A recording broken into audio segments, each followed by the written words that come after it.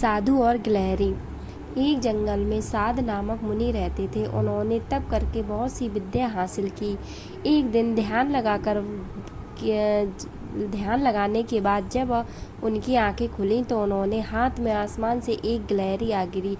वह गिलहरी खून से लथपथ थी, क्योंकि वो चील के पंजों से छूटकर मुनि के हाथ में आ गिरी थी। गिलहरी मौत के डर से कांप रही थी। मुनि को उसके ऊपर दया आ गई। उन्होंने सोचा, क्यों न इसे अपनी विद्या से अपनी बेटी बना लूं। मेरी पत्नी कब से संतान प्राप्ति की चाह रख रही है, लेकिन उसके भाग्य में संतान है ही नहीं।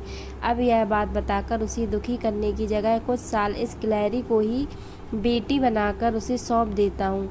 इतना सोचते ही मुनि ने एक मंत्र पढ़कर गिलहरी को एक छोटी सी बच्ची बना दिया। वो उस गिलहरी को बच्ची बनाने के बाद गोद में उठाकर अपनी पत्नी के पास लेकर आए। उन्होंने कहा, लो, अब इसे अपनी बेटी मानकर ही पालना। सोच लो, भगवान ने तुम्हारी सुन ली है। मुनि की पत्नी छोटी बच्ची देखकर खुश हो गई। अब गिलहरी से बच्ची बनी लड़की मुनि के घर में बड़े लाड़ प्यार से पलने लगी।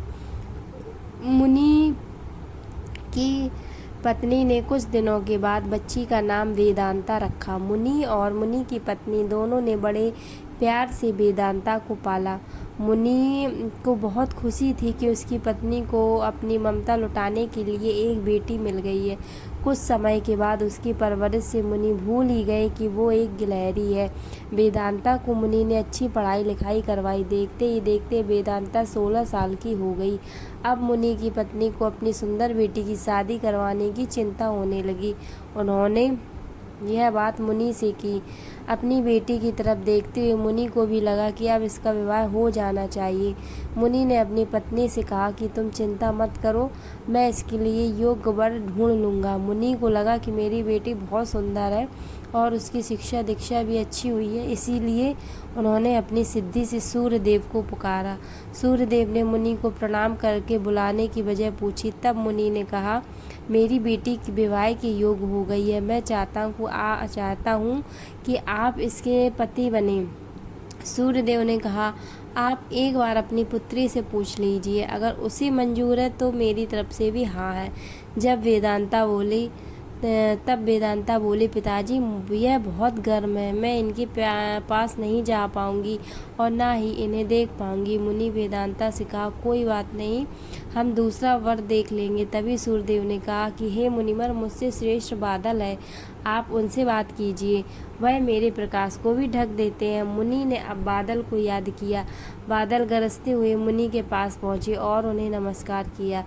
इस बार मुनि ने पूछा, क्या तुम्हें यह वर पसंद है? वेदांता ने जवाब दिया, पिताजी, मेरा रंग गोरा है और इनका काला, हमारी जोड़ी अच्छी नहीं लगेगी। तब बादल ने मुनि से कहा, आप पवन देव को बुलाइए, वे मुझसे श्रेष्ठ हैं, उनमें मुझे उड़ाकर इधर से उधर ले जाने की ताकत है।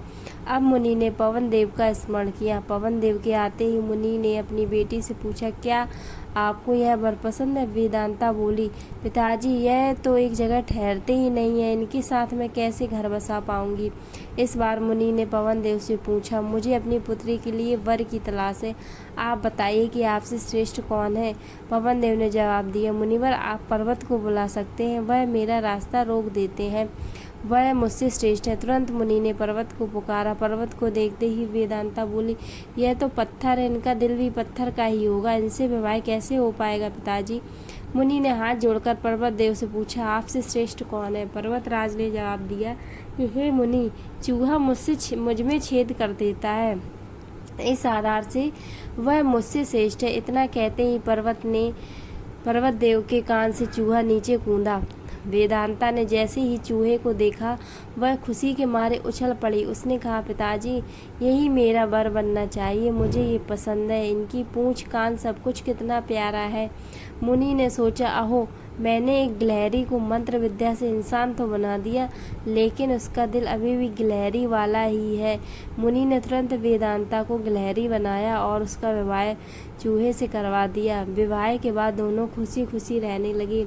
कहानी से सीख, इंसान चाहे बाहर से कितना भी बदल जाए, लेकिन उसका दिल वैसे का वैसा ही रहता है। तो बताइए आपको ये स्टोरी कैसी लगी। अगर आपको ये स्टोरी पसंद आई है तो इस स्टोरी को लाइक करिएगा और ऐसी स्टोरी देखने के लिए चैनल को सब्सक्राइब ज़रूर करिएगा।